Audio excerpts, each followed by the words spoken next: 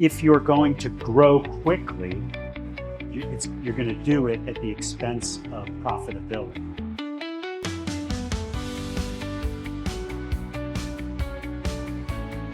Our competitive index, which is basically a proprietary metric for evaluating companies' performance. It's not a very sophisticated formula, but basically what we're looking at is growth, profitability, and the quality of revenue, the ratio of recurring to non-recurring.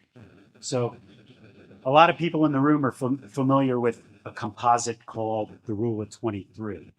The Rule of 23 is a composite that folks in the industry use, and the way that it works is you could do 23% growth or 0% profit, or 23% profit or 0% growth, or get over that. But the reason that works is because if you're going to grow quickly, you're going to do it at the expense of profitability.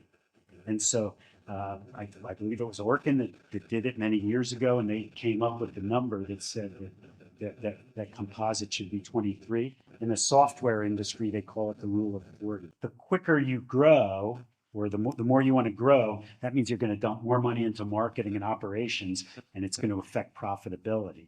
Okay. How do you increase the profitability of a company real quickly? Turn off all the marketing, right? Boom, you're going to make a lot of money. It's not sustainable, but you're going to make a lot of money, right? And so that's kind of what that kind of plays into this Rule of 23. Okay, so why did I say that? Because our competitive index basically takes this Rule of 23, or this composite, and multiplies it times your recurring revenue percentage. Okay, the index favors companies that are not only growing profitably, but also building a sustainable and predictable business. I think that this is pretty powerful stuff, right? Now, basically, what does it show? Your revenue growth, that's an increase of total sales over time. Profit growth, an increase of earnings after all costs are deducted. And how do you achieve it? Obviously, sales and marketing. By the way, sales and marketing, everybody puts them together in, sales and marketing. Marketing is everything you spend to bring a lead in. Sales are everything that you do to spend to close the lead. Your sales could be in great shape and your marketing could be broken, or vice versa. So maybe you're bringing in tons of leads and you can't close them, or maybe you're bringing in no leads and you're closing or few leads and you're closing all of them. And that's why we break out those two on a P&L, so that you can look to see, to understand, how am I doing with bringing in the leads and how am I doing with selling. So the key takeaway is that high revenue growth doesn't guarantee a healthy business. It could be fueled by high spending, which can negatively affect profitability. And sustainable growth comes from controlling costs and effectively managing profits alongside with the revenue increases. All of this times your predictable revenue, your recurring revenue. So let's look at the index and how that fell out, right? Basically, what we're seeing, this is kind of interesting. And again, the Southwest, it's an anomaly, it's 29. But the others are not really 23, but somewhere between, 19 and low 20s, right?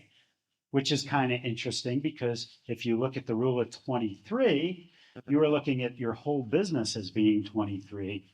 I'm saying that our data set is close to that number.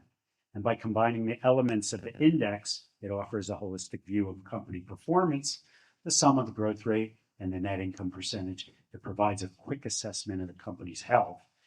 And what you're doing is you're giving a significant weight to quality and predictability of that growth and profitability. Basically, our index would favor companies that are not only growing profitably, but also building a sustainable and predictable business.